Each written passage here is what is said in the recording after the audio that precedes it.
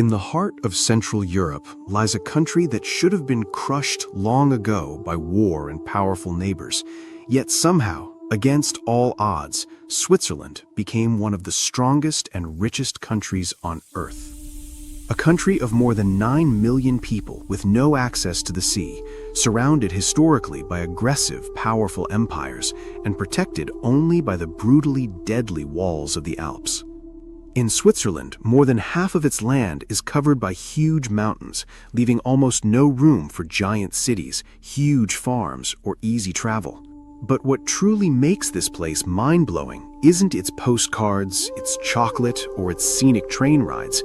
It was their way of thinking. The Swiss took a land built to trap and isolate them and turned it into one of the safest, richest, and most powerful strongholds in the world. Imagine if an entire nation was trapped inside a wall of solid rock, and instead of complaining about the isolation, the people spent centuries blasting through the granite to build the most advanced infrastructure on Earth. That's exactly what the Swiss have done. They don't just admire their mountains, they engineered them, they weaponized them, and they made them work for them. What you're about to see may completely change what you think you know about Switzerland. When most people think of Switzerland, they picture a peaceful mountain paradise, beautiful green fields, crystal blue lakes, and endless snowy peaks stretching as far as the eye can see. For centuries, the Alps were a deadly wall separating northern and southern Europe. While other countries saw those towering giant mountains and went around them, the Swiss made a smarter and bolder choice. They cut straight through the mountains. Through an extraordinary system of tunnels, bridges, and viaducts, the Swiss conquered the rock. Today, Switzerland is home to the Gotthard Base Tunnel, the longest and deepest railway tunnel in human history. It runs for over 57 kilometers, buried up to 2 kilometers beneath solid mountain rock.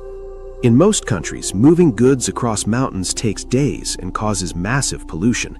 In Switzerland, high-speed cargo trains moves beneath the Alps seamlessly, connecting entire continental trade routes in minutes. And instead of letting the brutal winters paralyze daily life, the Swiss engineered a transit system so precise that trains, buses, and cable cars arrive almost to the exact second. Even when heavy snow falls, the country doesn't stop. People jump onto mountain trains that climb at near impossible angles, heading to work or school just like commuters would on subways in New York or London.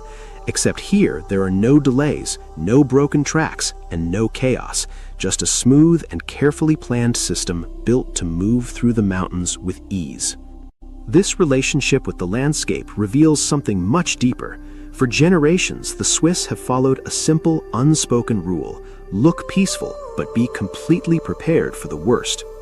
While Switzerland is known for staying neutral and avoiding war for more than 200 years, its peace isn't maintained by luck, it is maintained by absolute deterrence. During the 20th century, facing the threat of global war, the Swiss launched a massive secret military strategy known as the National Redoubt. They literally turned their entire country into a hidden military bunker. They wired every single major bridge, highway, and tunnel entering the country with explosives, ready to detonate at a moment's notice to trap any invading army. They carved massive artillery forts, aircraft hangars, and military bases entirely inside the hollowed-out walls of the Alps, completely hidden from sight.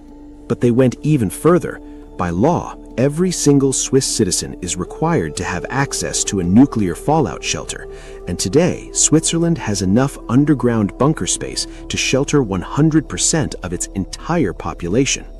Compare this to other nations that rely purely on diplomacy or large standing armies. The Swiss approach focuses on total self-reliance. For a small country, its ability to protect itself is terrifyingly efficient. Now let's talk about something even more surprising: how the country is governed. Switzerland is a combination of 4 distinct language zones: German, French, Italian, and Romansh.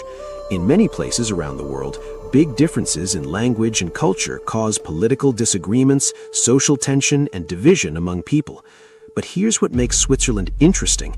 Instead of a single, powerful central leader telling everyone what to do, the Swiss invented a system called direct democracy. You can think of it as a system designed to keep power balanced. In Switzerland, the president does not have a lot of personal power. In fact, most Swiss citizens can't even tell you who the current president is because the role rotates every year among a council. The real power belongs strictly to the citizens. If an ordinary Swiss person doesn't like a law passed by parliament, they don't just protest. They collect 50,000 signatures and force a national vote. 4 times a year, citizens vote on everything from local tax rates and public transport funding to major constitutional changes. Compare this to major Western democracies where citizens feel disconnected from their politicians and laws are constantly changing with each election. The Swiss system forces consensus, stability, and extreme responsibility. Because the people make the laws, they actually trust the system. But Switzerland isn't just about tunnels and voting. It is also known for its highly unique and sometimes controversial social and economic approach.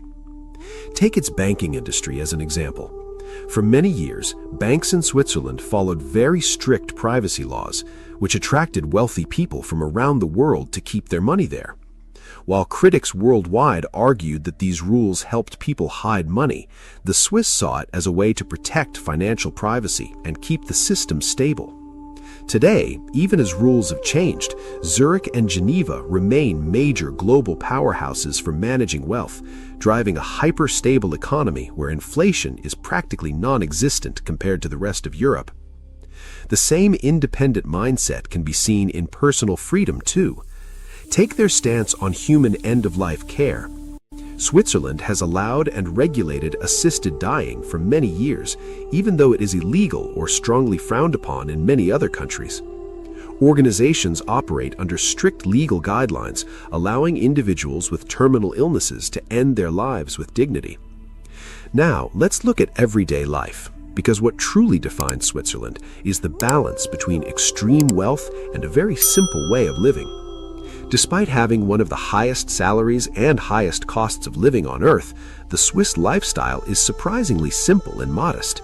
People rarely show off their wealth. Work culture is highly productive, yet heavily protected.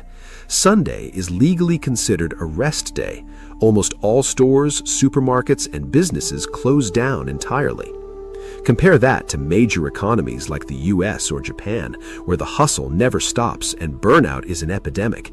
In Switzerland, Sundays are reserved for family, resting, and heading into the mountains to hike, ski, or swim in crystal-clear Alpine lakes.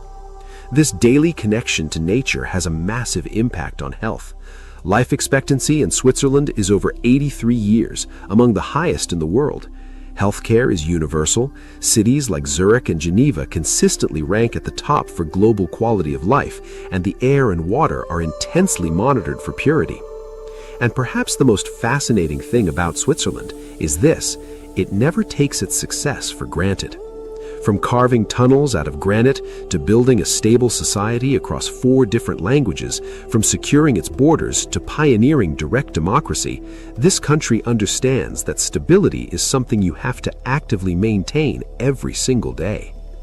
When you live in a place where your environment is naturally harsh and unforgiving, standing still is not an option. You either engineer your way to the top or you get crushed by the weight of the world. The Swiss have chosen to engineer their way out every single time. And that is what makes life in Switzerland so entirely unique. And maybe that's the real lesson hidden beneath the Alpine peaks and the hidden bunkers. Switzerland isn't just a country that looked at the mountains and survived.